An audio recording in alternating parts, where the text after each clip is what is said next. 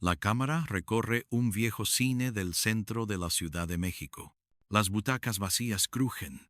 La luz del proyector corta el polvo del aire, y en la pantalla, una y otra vez, aparece el mismo rostro serio, elegante, de voz grave y contenida. No es el galán, no es la estrella que se lleva los aplausos, pero sin él, la escena se desmorona. Ese rostro es el de Carlos Riquelme. Durante décadas, su presencia fue como una columna silenciosa del cine mexicano. Abogado, cura, juez, profesor, funcionario, médico, padre severo o vecino incómodo. Siempre en segundo plano, siempre sosteniendo la historia. Nacido en la capital mexicana a mediados de la segunda década del siglo XX, formado en leyes y filosofía, Carlos Riquelme terminó encontrando su verdadera vocación bajo la luz incierta del escenario y en la intimidad de los foros de filmación. Así se volvió uno de los grandes actores de reparto de la época de oro y de las décadas posteriores, un puente entre el cine clásico de estudio y las producciones internacionales que llegarían más tarde. Su nombre aparece en los créditos de más de 160 películas mexicanas y extranjeras, desde aquellas primeras historias campiranas como Flor Silvestre hasta dramas oscuros como Ensayo de un crimen, pasando por La Malquerida, Bajo el volcán y Un lugar llamado Milagro. Fue nominado en 3 ocasiones al premio Ariel, pero casi nunca figuró en los carteles. Su rostro era familiar para el público, su nombre no tanto. Y fuera de cámara, en cabinas cerradas donde solo mandaba la voz, se convirtió en el timbre inconfundible de figuras como el gordo Oliver Hardy, el inspector Clouseau de La Pantera Rosa o el príncipe Juan de la versión animada de Robin Hood. La pregunta se impone: ¿cómo un joven capitalino, hijo de una familia tradicional, pasó de los códigos jurídicos y los tratados de filosofía al vértigo de las tablas, del teatro universitario y de los rodajes interminables? ¿Qué lo llevó a abandonar la seguridad de un despacho para perderse en compañías experimentales, giras extenuantes y foros llenos de cables, reflectores y humo de cigarro? Detrás de la discreción de Carlos Riquelme hubo también zonas de sombra, documentos que no se ponen de acuerdo sobre su fecha de nacimiento, enfermedades que minaron lentamente su salud, amores que casi nunca aparecieron en las revistas, y una vejez marcada por el cansancio y por la sensación de que su rostro era conocido, pero su nombre estaba condenado a diluirse en el fondo de la memoria colectiva. Mientras algunos compañeros se convertían en ídolos absolutos, él cargaba con otra clase de destino: ser el actor sin el cual la escena no funcionaba, aunque pocos se molestaran en recordarlo.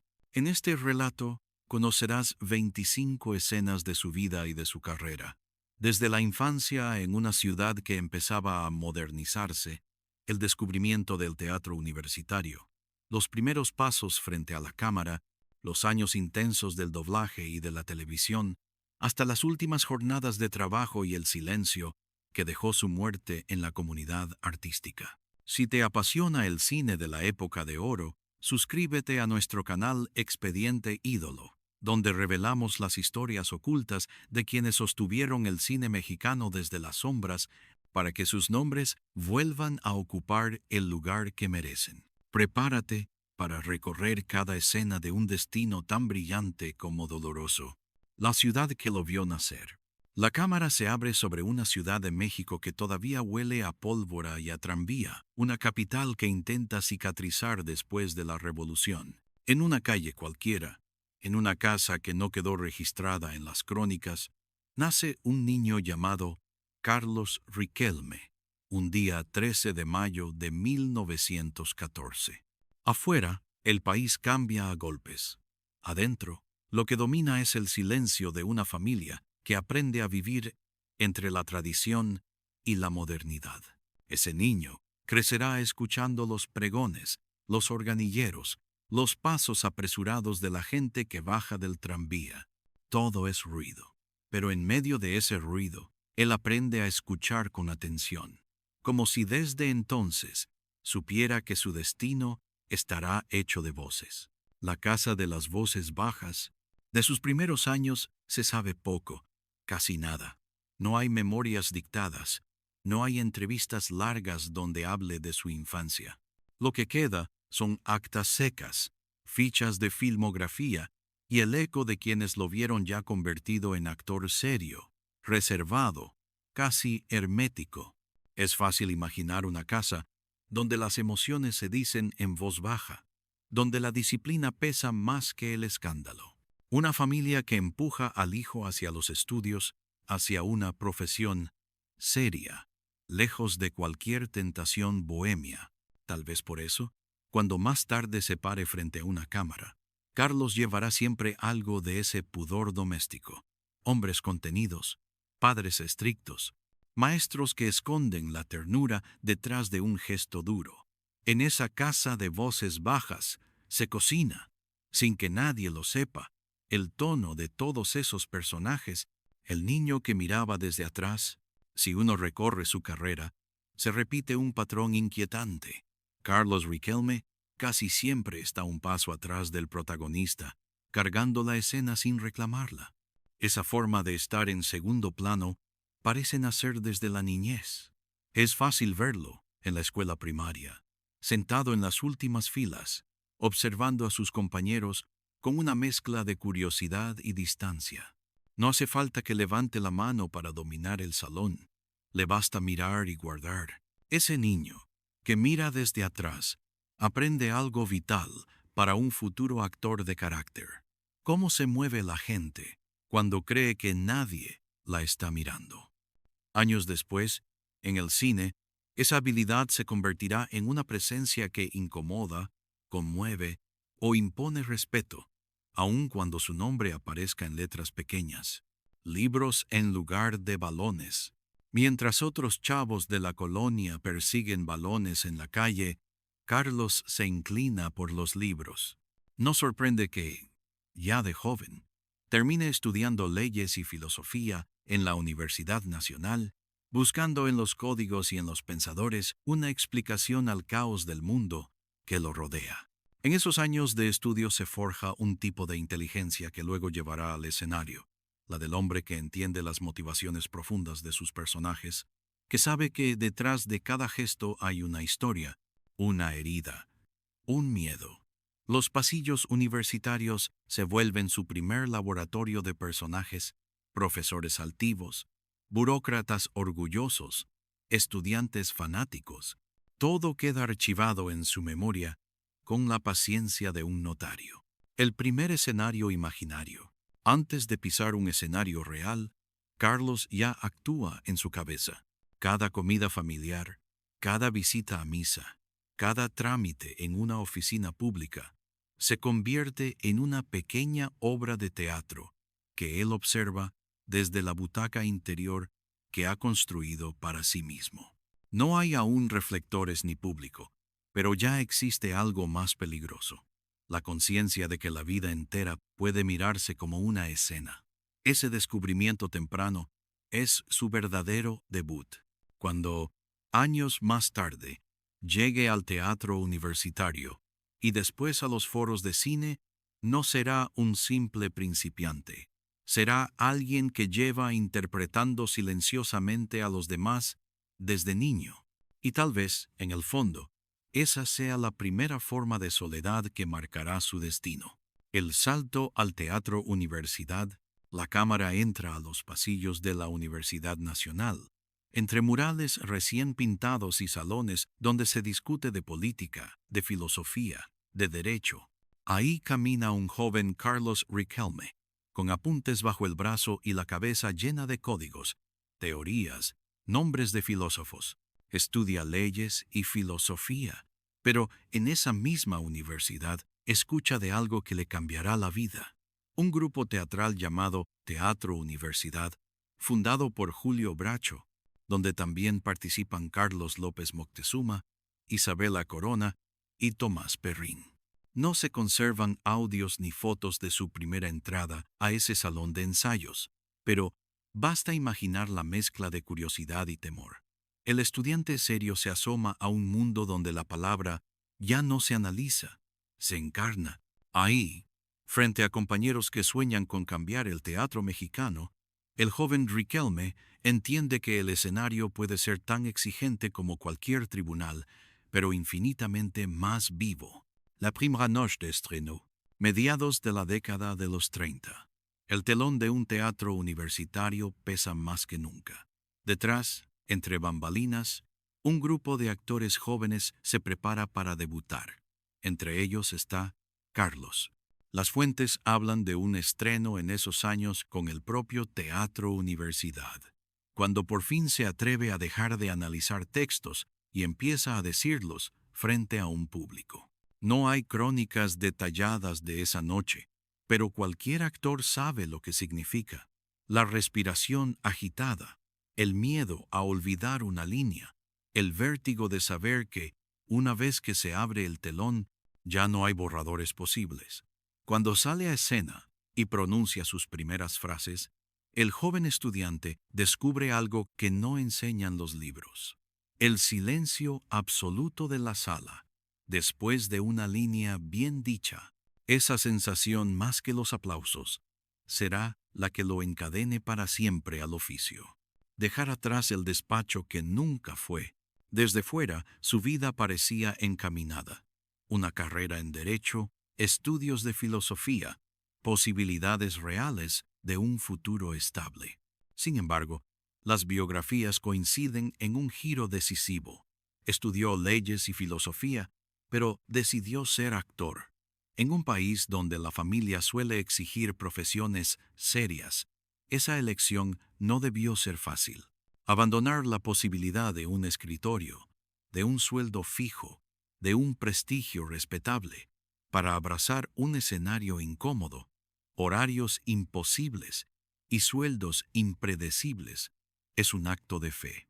No hay testimonio directo de las discusiones en casa, pero el simple hecho de que renuncia a la ruta segura sugiere un carácter más firme de lo que su rostro dócil dejaría ver después en pantalla.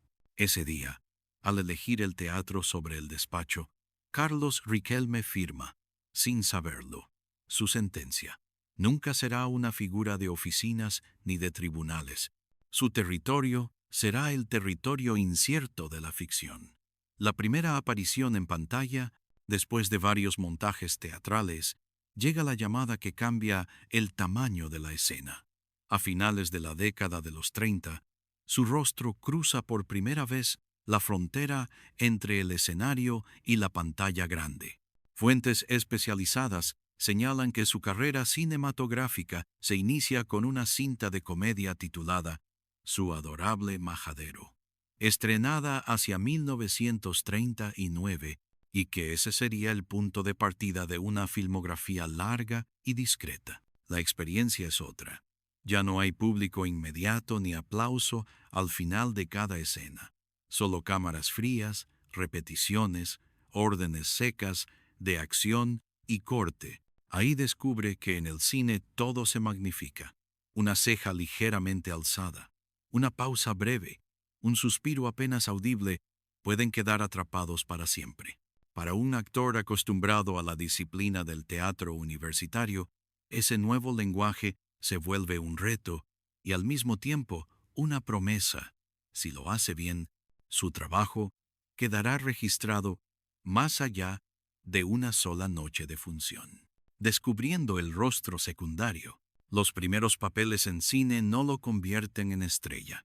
Distintos registros coinciden en que su apariencia dócil, su rostro serio y contenido lo empujan a interpretar oficinistas, doctores, empleados discretos, personajes que sostienen la historia desde un costado. Desde el inicio queda claro que no será el galán del cartel, sino el hombre que aparece detrás del protagonista, el que entrega un diagnóstico, el que firma un documento, el que da una noticia que cambia el rumbo de la trama. Para muchos actores, ese tipo de encasillamiento habría sido una condena. Para él se vuelve un territorio que explora con paciencia. En cada personaje secundario encuentra variaciones mínimas. Un médico más duro, un abogado más compasivo, un juez más cruel, un profesor más roto por dentro. Sin darse cuenta, está perfeccionando una especialidad que marcará toda su carrera. Ser el rostro que nadie aplaude primero, pero que todos recuerdan sin saber por qué. En esos años de papeles pequeños, Carlos Riquelme aprende a hacer algo muy difícil: brillar en la penumbra. Mexicanos al grito de guerra. El rostro que sostiene la historia. La luz se enciende sobre una nación que busca héroes y símbolos. Y ahí, en medio de uniformes, himnos y rostros solemnes, aparece Carlos Riquelme encarnando a Francisco González Bocanegra. La película recrea el nacimiento del himno nacional, pero también desvela algo más profundo: la forma en que un actor aparentemente discreto puede cargar sobre los hombros el peso emocional de un país entero. Riquelme no exagera, no declama, no se enaltece, más bien escribe, escucha, respira, como si supiera que ese acto íntimo, sostener una pluma y trazar versos, es un gesto tan político como espiritual. En esa interpretación queda sellada una verdad extraña. El hombre destinado a ocupar siempre los márgenes de la pantalla está, sin embargo, en el centro del imaginario colectivo. Una familia de tantas, el hijo, que aprende a sobrevivir al silencio. La cámara se desliza hacia el interior de una casa donde la autoridad pesa más que el aire. En una familia de tantas, Carlos Riquelme es uno de los hijos atrapados bajo la sombra de un padre dominante, un joven que se mueve con la cautela de quien ha aprendido a medir el volumen de su respiración para no provocar la furia doméstica. Su personaje no necesita discursos para revelar su mundo interior. Basta la forma en que baja la mirada cuando entra el patriarca, o el modo en que intenta hablar y se interrumpe antes de formar la primera sílaba. En él late el temor, pero también la tímida esperanza de una vida distinta. Riquelme captura la textura emocional de miles de familias mexicanas de posguerra. Hogares donde el amor existe, pero está escondido, encapsulado entre órdenes y silencios. Y sin decirlo, se convierte en el puente que conecta al espectador con esa herida íntima. La malquerida, el orden en medio de un mundo que arde.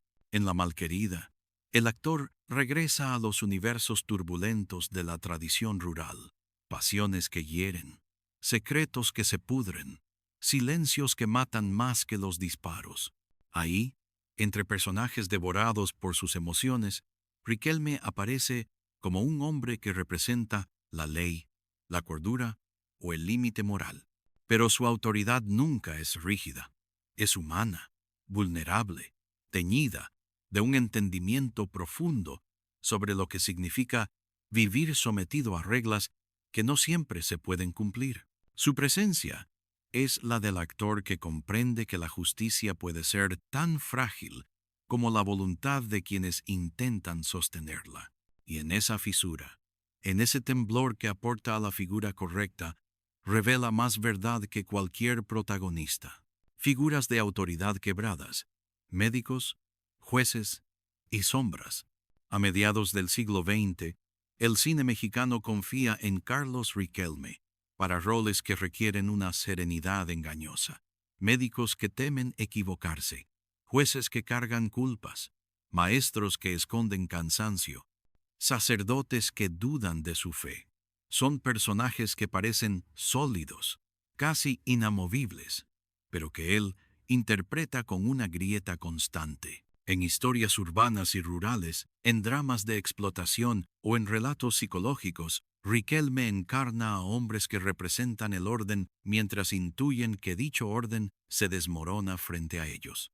Cada gesto suyo, cada pausa, cada respiración, sugiere que la autoridad que ostentan es apenas un disfraz para cubrir heridas antiguas. Es ahí donde su trabajo se vuelve único, en la manera en que convierte lo recto en frágil, lo firme en quebradizo, lo moral en profundamente humano. Ensayo de un crimen. Y la dulce enemiga, la cima silenciosa.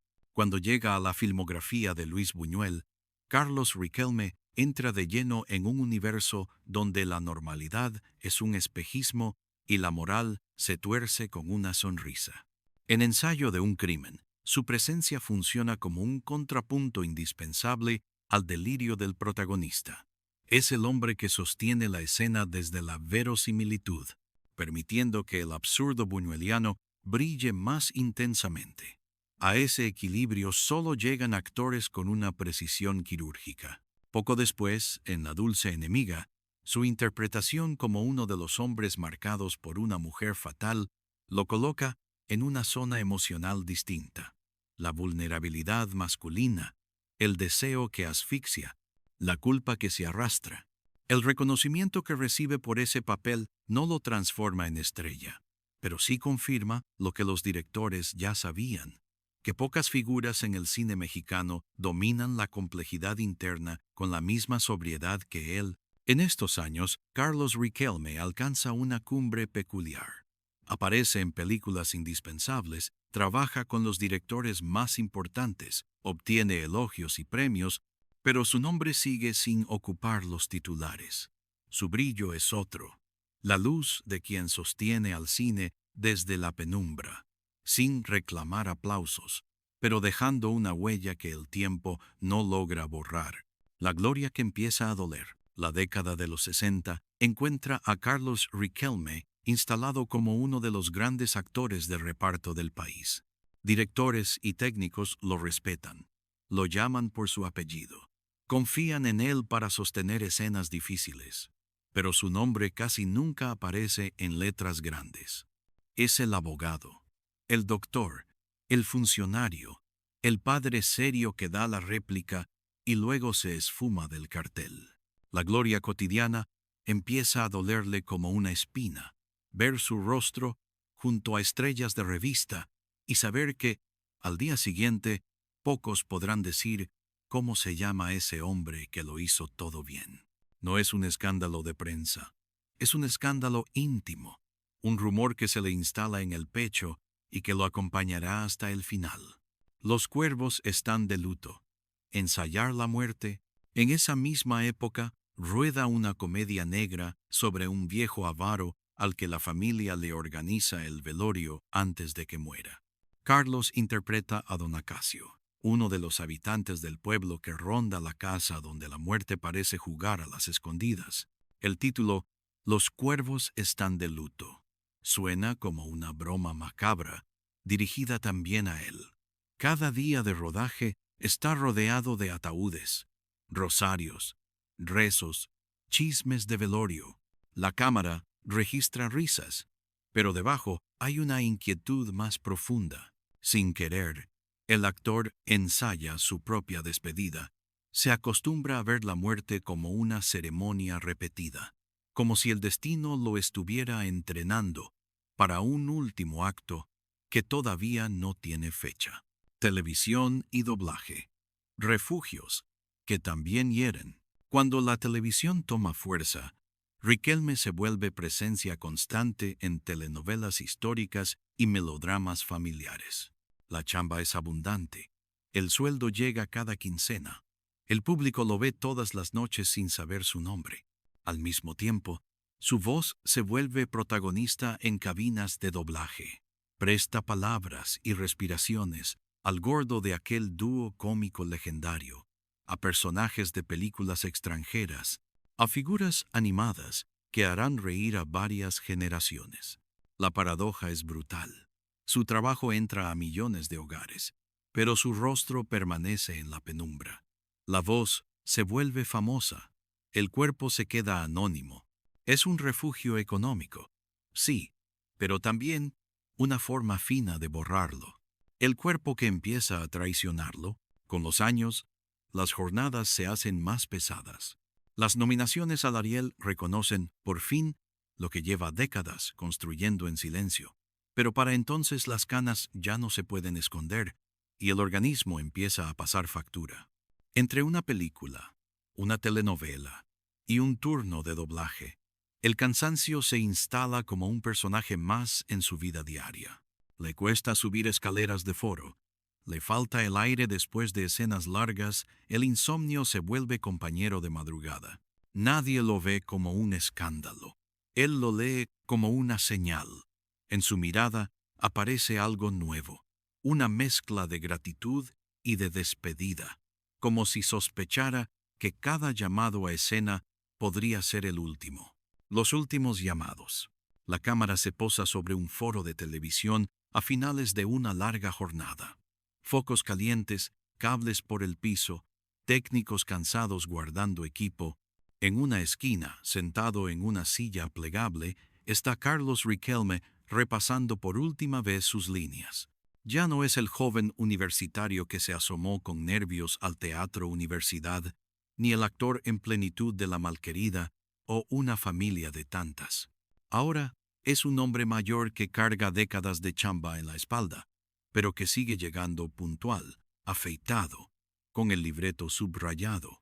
Sus personajes se han vuelto más viejos, más pausados, más sabios, como si la vida entera hubiera ido sedimentándose en su mirada.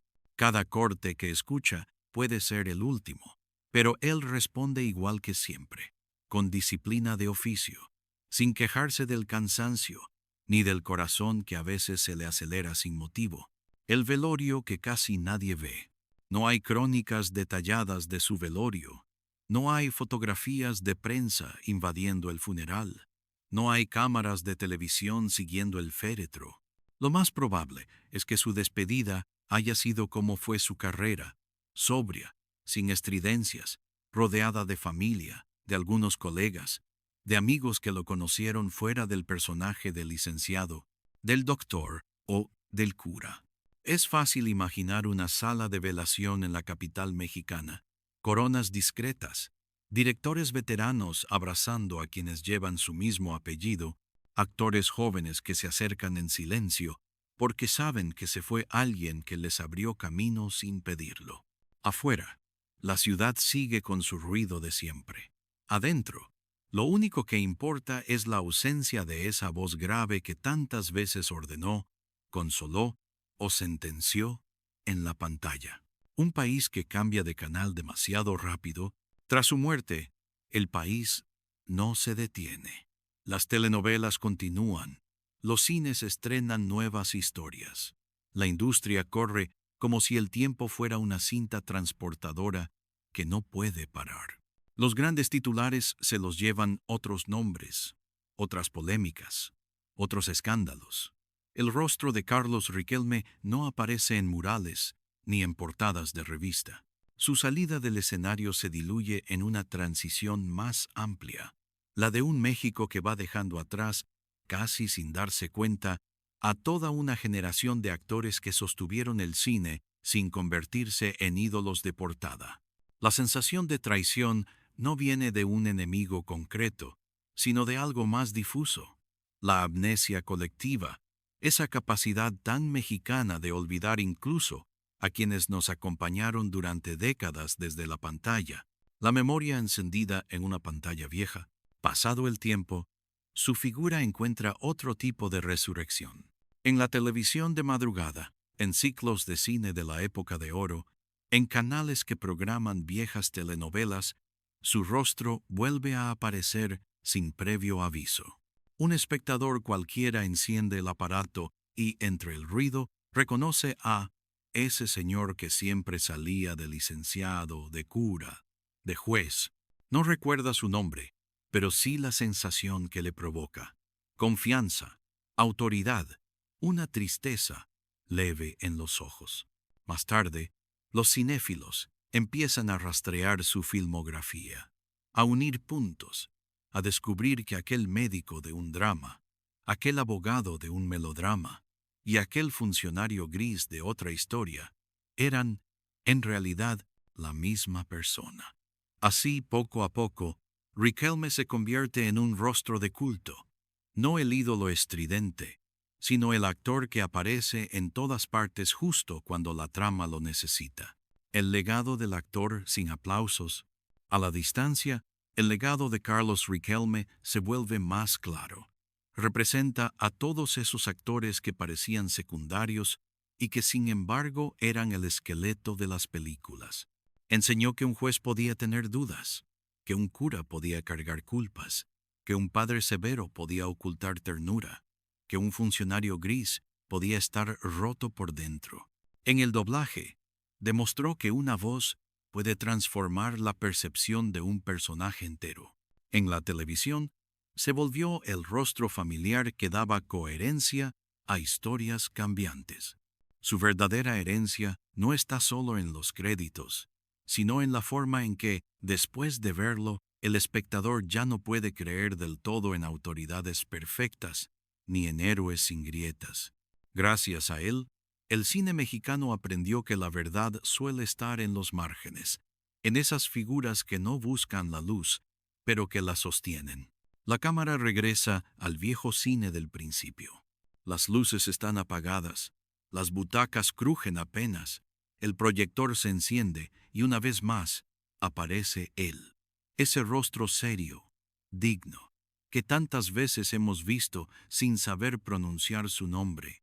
A lo largo de estas 25 escenas, hemos seguido el recorrido completo de Carlos Riquelme, el niño silencioso que observaba desde el fondo del salón, el estudiante de leyes y filosofía que se enamoró del escenario universitario, el actor que cruzó al cine para habitar médicos, jueces, padres severos, sacerdotes atormentados, funcionarios cansados, el hombre que, sin ocupar jamás el centro del cartel, se volvió columna vertebral del cine y la televisión mexicanos. Su vida entera estuvo marcada por un contraste brutal. Por un lado, la certeza del trabajo bien hecho, el respeto de directores, colegas y técnicos, la filmografía extensa que lo colocó como una presencia constante en la pantalla. Por el otro, la sombra de la discreción, la falta de titulares, la sensación de ser necesario, pero prescindible, presente y a la vez invisible. En su trayectoria se mezclan la gloria y la oscuridad, la permanencia en la memoria profunda del público y el olvido en la superficie de la fama rápida. Riquelme encarna, quizá mejor que nadie, la figura del actor que sostiene el mundo sin reclamarlo. Si se miran juntas, estas escenas dejan al descubierto algo más que la biografía de un intérprete. Nos obligan a preguntarnos qué entendemos por éxito, por reconocimiento, por justicia dentro de una industria que suele premiar el brillo inmediato y olvidar a quienes construyen los cimientos. Carlos trabajó con algunos de los directores más importantes, participó en historias fundamentales, dio voz a personajes que marcaron la infancia de muchas generaciones. Sin embargo, su muerte fue silenciosa, su funeral sin reflectores, su despedida una ceremonia íntima que contrastó con la amplitud de su presencia en la pantalla. Esa distancia entre lo que dio y lo que se le devolvió es la herida que atraviesa todo su relato, y aún así, hay algo profundamente luminoso en su destino. Porque mientras existan copias de aquellas películas, mientras un canal vuelva a programar una familia de tantas, mientras alguien descubra inesperadamente su rostro en un ciclo de cine clásico o reconozca, sin saber por qué, su voz en una cinta doblada, Carlos Riquelme seguirá vivo. Cada juez que duda, cada médico cansado, cada padre que no sabe cómo amar, cada cura que se derrumba en silencio, llevará un poco de su verdad. Su legado no está hecho de estatuillas en vitrinas, sino de emociones incrustadas en la memoria de millones de espectadores que encontraron en sus personajes una humanidad que rara vez se mira de frente. Al final, la cámara se acerca lentamente a su rostro, en un primer plano que la vida casi nunca le concedió. Lo vemos mirar hacia algo que no alcanzamos a ver, quizá un escenario vacío, quizá una sala donde el público aún no entra. Y ahí, en ese último gesto, se condensa toda su historia. La de un hombre que eligió servir a la escena antes que servirse de ella. La de un actor que convirtió el segundo plano en un territorio de profundidad. La de un artista cuya mayor recompensa fue, tal vez, haber hecho su trabajo con una honestidad que no necesitaba aplausos. ¿Cuál de estas escenas te sorprendió más? Déjalo en los comentarios y no olvides suscribirte a Expediente Ídolo.